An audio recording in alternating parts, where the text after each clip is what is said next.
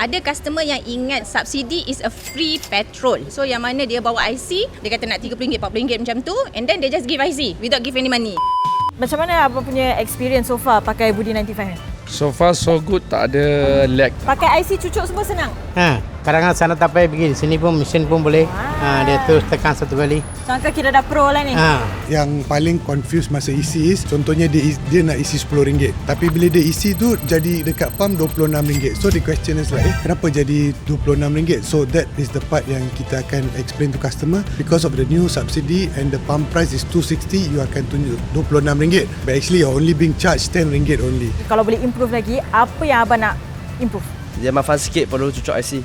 Maafan sikit ya? Takut kalau IC hilang, matilah. Sebab IC you cucuk keluar, mesti bye-bye dengan IC ni. I guna touch and go juga. Untuk orang muda macam kita, I ingat boleh. Tapi untuk orang yang tak fasih dengan teknologi, a bit susah. I think it's quite straightforward, easy lah. Got the instruction over there. I just look at it and then follow the steps lah. Quite easy lah. But my parents, they're confused a little bit, but after the first time, okay already. Dari satu perkara yang lain, tak keseluruhan stesen minyak ini dapat menyegerakan proses pembayaran. Waktu peak hour misalnya kan, ada juga pengguna-pengguna yang tak faham, mengambil masa yang agak lama.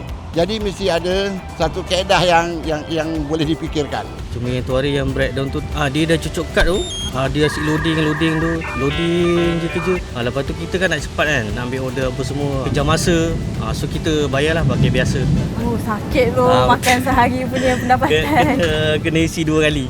Lepas tu isi lagi dah boleh dah pakai balik dia punya subsidi yang kerajaan bagi lah. Masa awal-awal, ada customer yang ingat subsidi is a free petrol. So yang mana dia bawa IC, dia kata nak RM30, RM40 macam tu, and then they just give IC without give any money. So then we have to give the info saying that subsidy is not a free petrol. Subsidy is only a few percentage of money that bear by government. Ramai are quite happy that they are getting a much discounted price than before, from 205 to 199. They are thankful for that. Yeah, it's a bit of extra step nak masukkan IC tu, tapi so far everybody's happy with 199 lah. Sangat-sangat berterima kasih lah sebab bagi subsidi kan. Sangat menolong lah. Sangat murah, sangat-sangat murah. 300 tu cukup bagi saya lah. Tak tahulah bagi orang lain. Kalau boleh 400, 500 bagus sikit. Kenapa abang nak naik lagi? Tak cukup guna. Tak cukup guna? Abang pergi mana? I buat sale, so I jalan-jalan banyak sikit kan. Tapi 300 liter untuk satu orang, untuk KL ingat boleh lah. Kenapa abang rasa government nak buat sistem ni sekarang?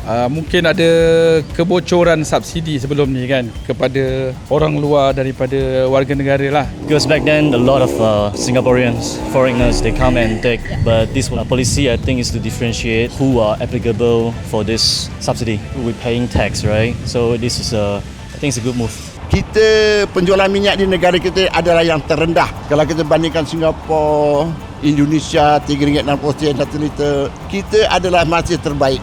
Kita ranking Asia nombor 2 selepas Brunei minyak paling murah. Bagi rasa kerajaan harus kekalkanlah nilai minyak ni supaya berkemampuan rakyat kita.